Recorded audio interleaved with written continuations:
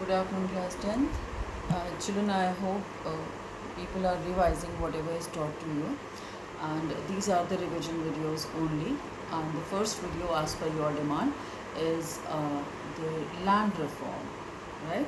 You just wanted to understand more about land reform. So this is, I have tried to make it much concise and you'll be able to understand it very, very easily.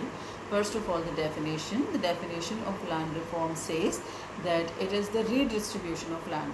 Because since we have the idea back of the mind that we have to uplift the poor, first of all, and we also have to bring maximum land under cultivation. It's like no one should have spare land, extra land, and it is the fallow land. Fallow means not performing anything on the land. It is vacant land, and no one is doing anything, and the land is going waste. So that's not done.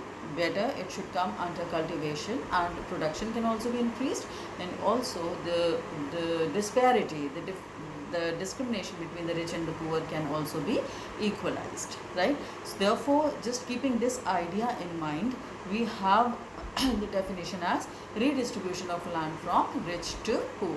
So rich are here those who have excess of land, extra land which is not used for anything, and poor are those who don't have any land ownership, right?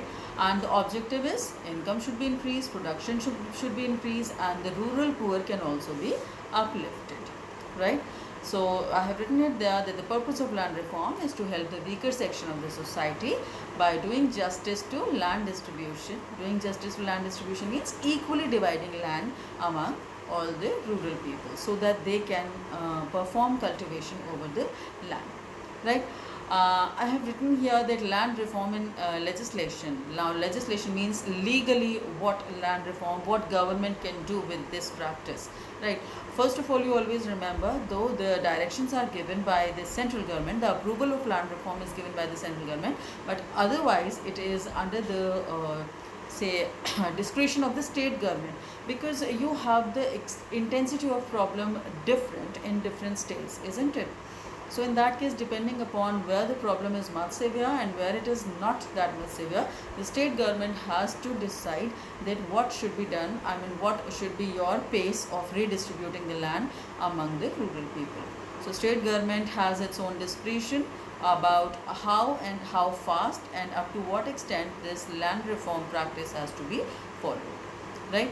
Now, four main sections. If we are doing land reform, what are we exactly doing? What are the targets on which we are hitting, right? You can see them here. I have written 4 points, or rather 6 points, 6 points which are targeted while doing the land reform.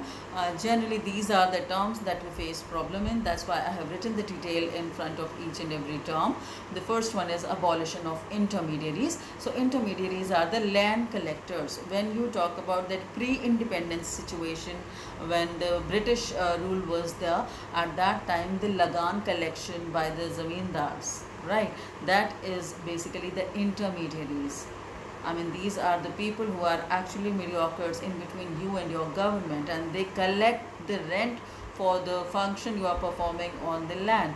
So rent collectors basically are intermediaries, and generally this was the land revenue is lagan, and generally this system was followed quite pre-independence time, but nowadays also in some interiors you might be seeing this situation, right, where government interference is not much.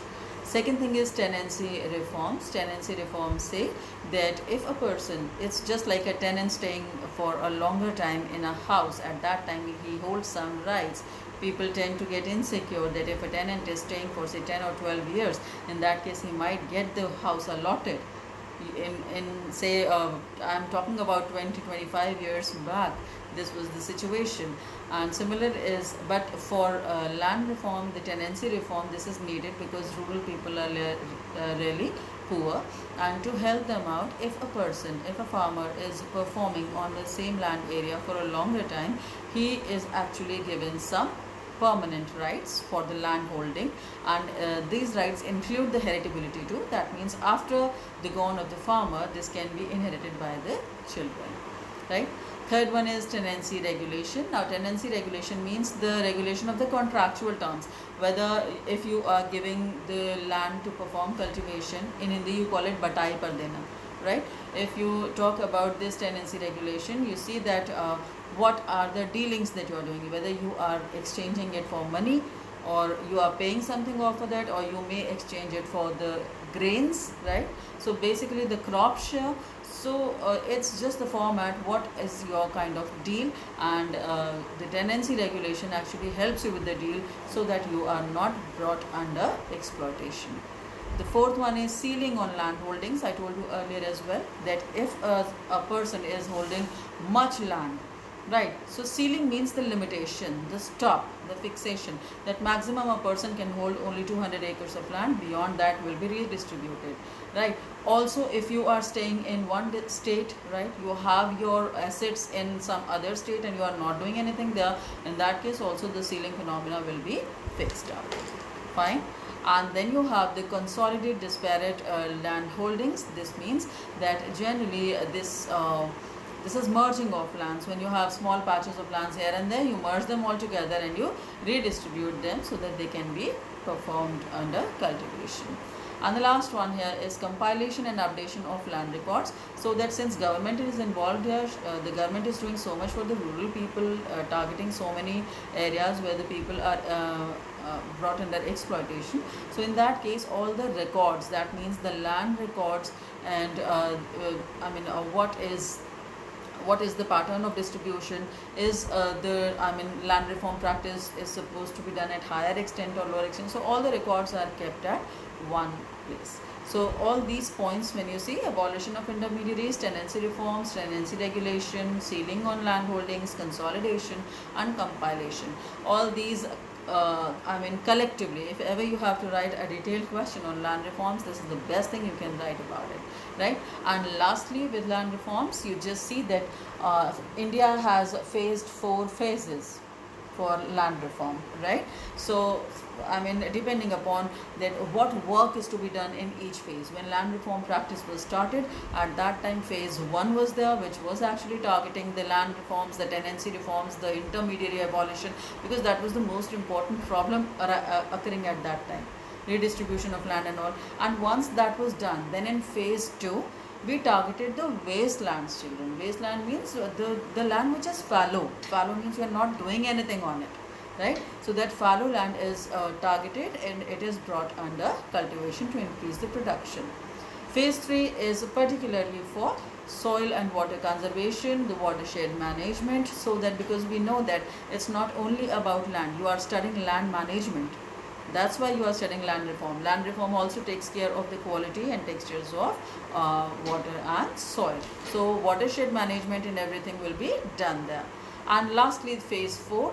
Phase 4 says that is there any necessity, is there any necessity to continue with land reform practices or not? Is the problem sorted out in some area, or it is still needed to be performed? So phase 4 keeps on discussing about the continuity of land reform practice, and also that what should be done to improve the land revenue, how the farmers should be helped to increase their economy so that the land revenue can be increased. Right? I hope this much is, this is a consolidated form for land reform. You can't write anything better than this. So I hope this will be sorting out your problem. Thank you so much. If you have any issues, please contact me. Thank you.